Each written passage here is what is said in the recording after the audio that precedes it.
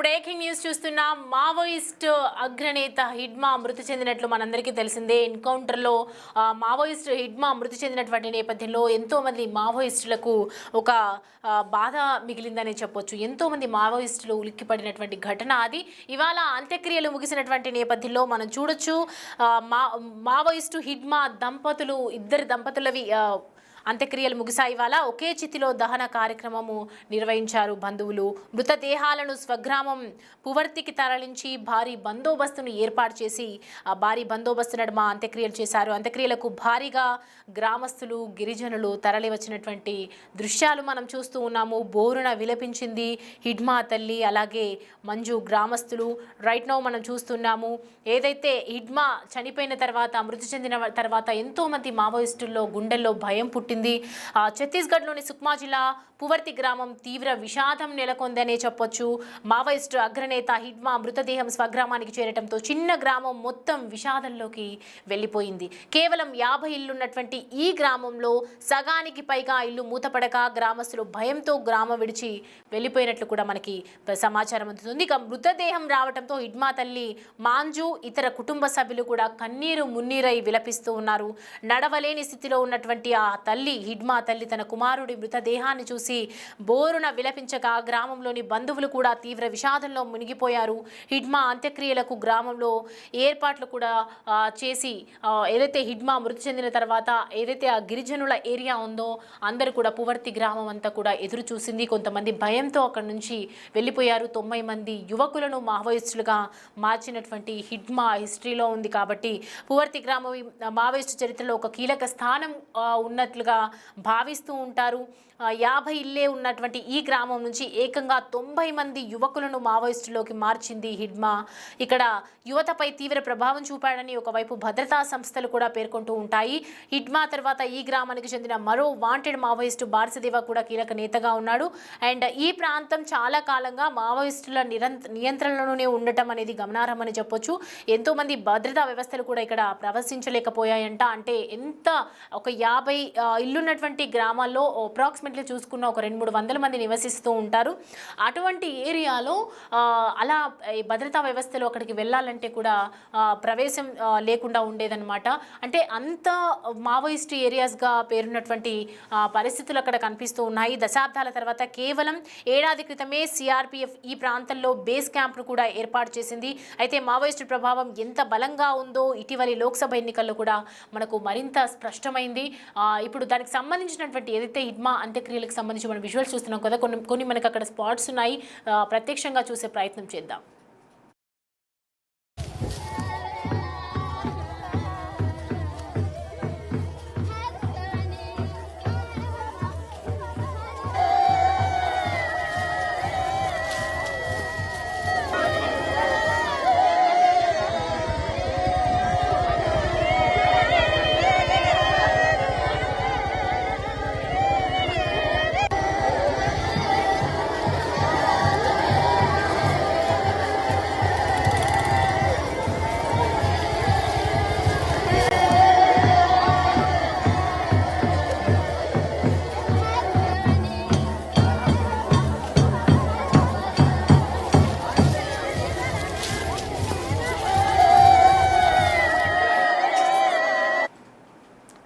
Right, Hidma అంత్యక్రియలకు సంబంధించి మనం విజువల్ చూస్తున్నాం కదా. ఒకే చితిపై హిడ్మా దంపతుల అంత్యక్రియలు చేయటం అనేది జరిగింది. ఎన్నో ఏళ్లుగా, దశాబ్దాల తర్వాత, ఎన్నో ఏళ్ల తర్వాత కూడా అక్కడికి భద్రతా వ్యవస్థలు వెళ్లే విధంగా ఏర్పాటు చేశారు. అండ్ పువర్తి పోలింగ్ బూత్ పరిధిలోని మొత్తం చూసుకుంటే 547 ఓట్లలో కేవలం 31 ఓట్లు మాత్రమే పోల్ అయ్యాయి. ఆ టైంలో దశాబ్దాల తర్వాత క్యాంప్ ఏదైతే బేస్ క్యాంప్ను ఏర్పాటు చేసినటువంటి నేపథ్యంలో మావోయిస్టు ప్రభావం చాలా బలంగా ఉండేదని చెప్తున్నారు. ఈ గ్రామం నుంచి ఒక్క సీటు కూడా నమోదు కాలేదని చెప్తున్నారు. ఇక హిడ్మా తలపై ఛత్తీస్గఢ్, మహారాష్ట్ర, ఆంధ్రప్రదేశ్, తెలంగాణ సహా పలు రాష్ట్రాలు కలిసి మొత్తం 1,80,00,000 రివార్డు ప్రకటించడంతో అతను అత్యంత వాంటెడ్ మావోయిస్టు నేతగా గుర్తింపు పొందాడు. ఎంతోమంది కూడా ఈ హిడ్మా మృతి చెందేటువంటి టైంలో చాలా మంది ఈ గ్రామంలో నుంచి కూడా మొత్తం చూసుకుంటే 90 మంది యువకులను మావోయిస్టుగా మార్చారు హిడ్మా. అంటే ఎంతోమంది యువకులను అక్కడ ప్రభావితం చేశారు. ఎంతోమందిని కూడా మావోయిస్టులను తనను మార్చారు, మావోయిస్టులుగా మార్చారు.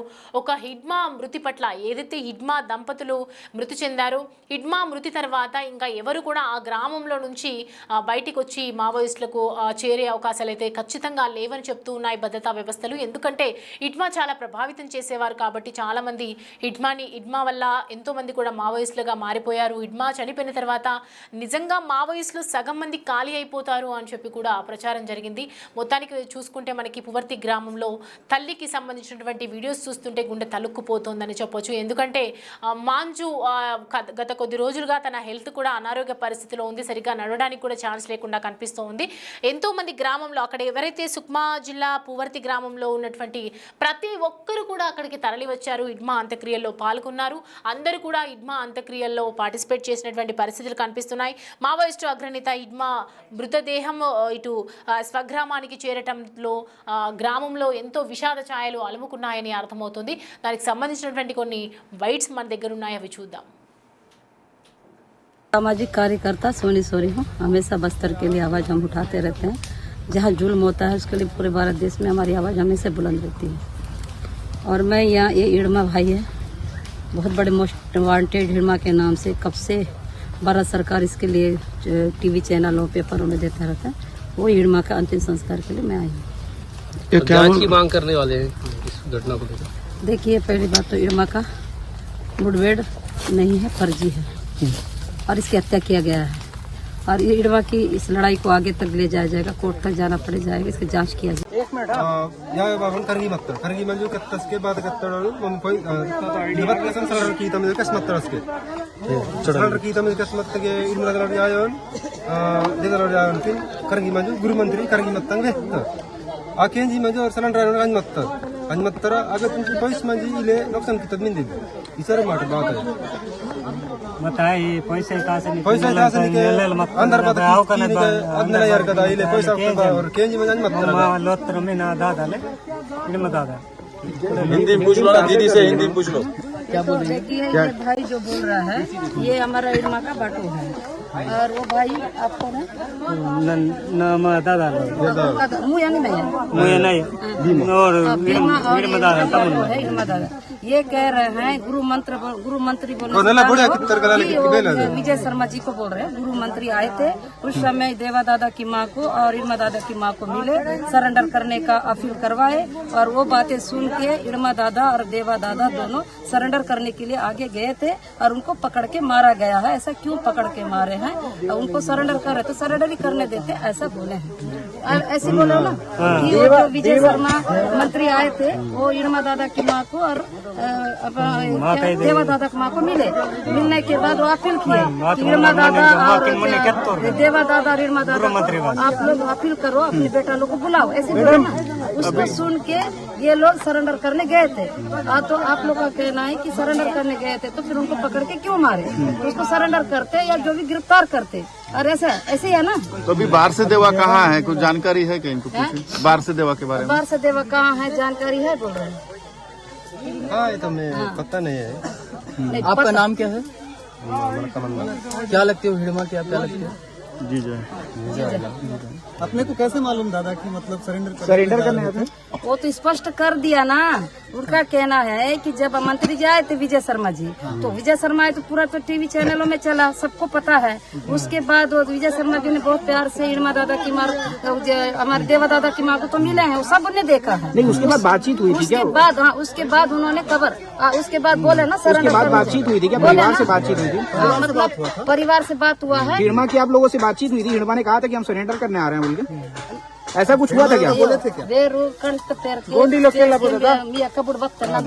गुरु मंत्री वक्त पेर के बाद कितना गुरु मंत्री वाजु हेलीकॉप्टर वाज दिक्तर डिगी मंजू तम यायोकिन बाबो यायोकिन करंग सुतर बलाई गो वाटी ಇದು ಮೊಬೈಲ್ ವಾಟಿ में फोटो ತಿಂಗಿ ಮಂಜು ಹೊತ್ತ ನೀ ಮರ್ಕ್ ನೇನ್ ವಾಯಿ ಮುಂತ ಸಲಂಡರ್ ಕಿ ಮುಂತ ನೈನೋ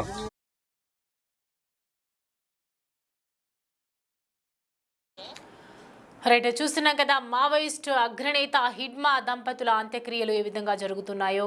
అండ్ ఆ టైంలో ఎంతోమంది అక్కడ పువర్తి గ్రామంలో ఎంతోమంది విషాద ఛాయలు అలముకున్నాయని అర్థమవుతుంది. ప్రతి ఒక్కరు కూడా గ్రామంలో ఉన్నటువంటి ప్రతి ఒక్కరూ ఇళ్లలో నుంచి బయలుదేరి వచ్చి హిడ్మా అంత్యక్రియలు చేశారు. దానికి సంబంధించి పూర్తి డీటెయిల్స్ అయితే తెలుసుకుందాం. మా ప్రతినిధి శివశంకర్ మనకి అందుబాటులో ఉన్నారు.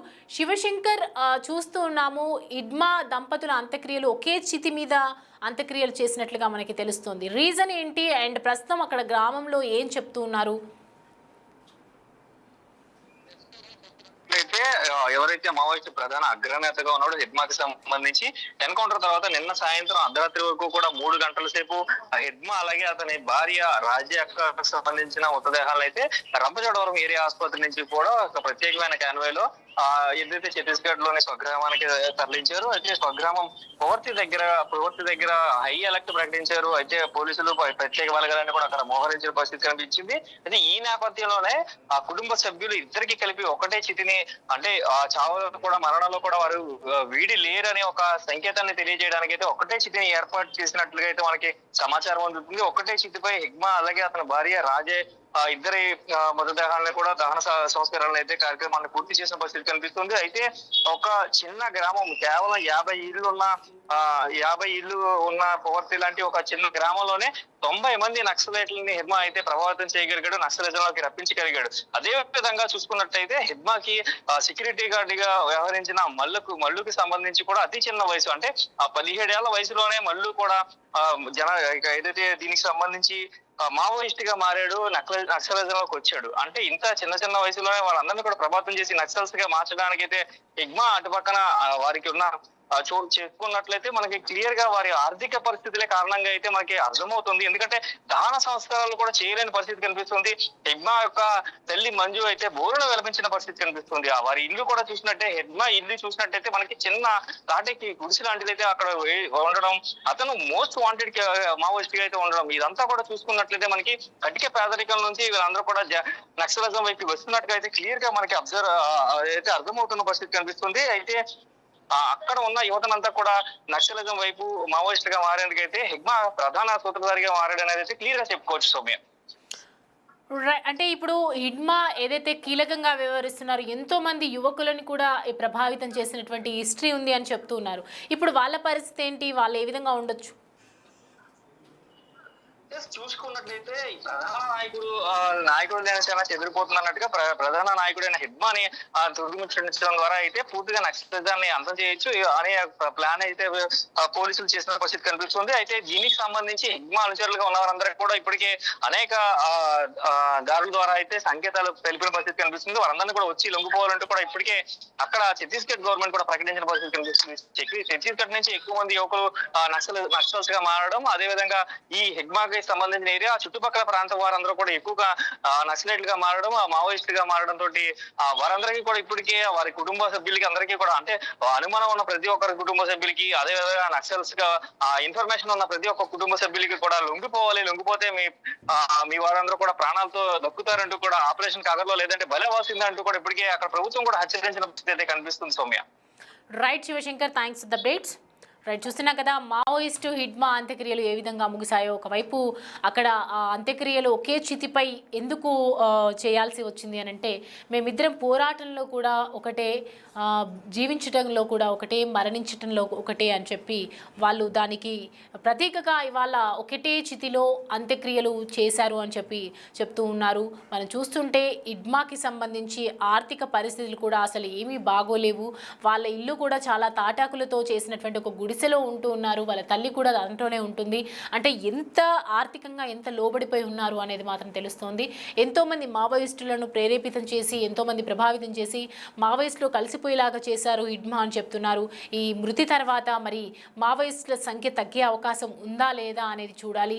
మొత్తానికైతే హిడ్మాకి సంబంధించి అంత్యక్రియలు చాలా విషాదంగా జరిగాయి, ఎంతో బాధాకరంగా జరిగాయి. అక్కడ పువర్తి గ్రామానికి చెందినటువంటి ప్రజలందరూ కూడా ప్రతి ఒక్కరూ వచ్చి హిడ్మా అంత్యక్రియలు చేశారు.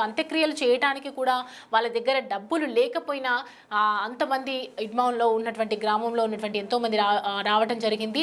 ఇప్పుడు హిడ్మా మృతి పట్ల అక్కడ పువర్తి గ్రామంలో ఉన్నటువంటి ఏదైతే 50 ఇళ్లకు సంబంధించి కుటుంబాలు ఉన్నాయో ఇప్పుడు మావోయిస్టులకు వెళ్ళాలి అని అంటే భయపడే సిచ్యువేషన్ కనిపిస్తుంది. హిడ్మా మృతి పట్ల మరి మాకేదైనా హాని జరగొచ్చా అనే కోణంలో కూడా ప్రస్తుతం ఆలోచిస్తూ ఉన్నారు. హిడ్మా అంత్యక్రియల పట్ల ప్రతి ఒక్కరు కూడా ఆ గ్రామంలో భయపడుతున్నటువంటి పరిస్థితులే కనిపిస్తున్నాయి. గతంలో ఎవరైతే ఎంతమంది 90 మంది యువకులను ప్రభావితం చేసి మావోయిస్టులో కలిపారో ఇప్పుడు వాళ్ళు కూడా మావోయిస్టులో నుంచి తొలగించే అవకాశాలు అయితే కనిపిస్తున్నాయి. వాళ్ళు కూడా బయటకు వచ్చే అవకాశాలు అయితే ఎక్కువగా కనిపిస్తున్నాయని చెప్తున్నారు. మొత్తానికి మావోయిస్టు అగ్రనేతగా ఉన్నటువంటి హిడ్మా అంత్యక్రియలు అయితే ఈ విధంగా ముగిశాయని చెప్పొచ్చు.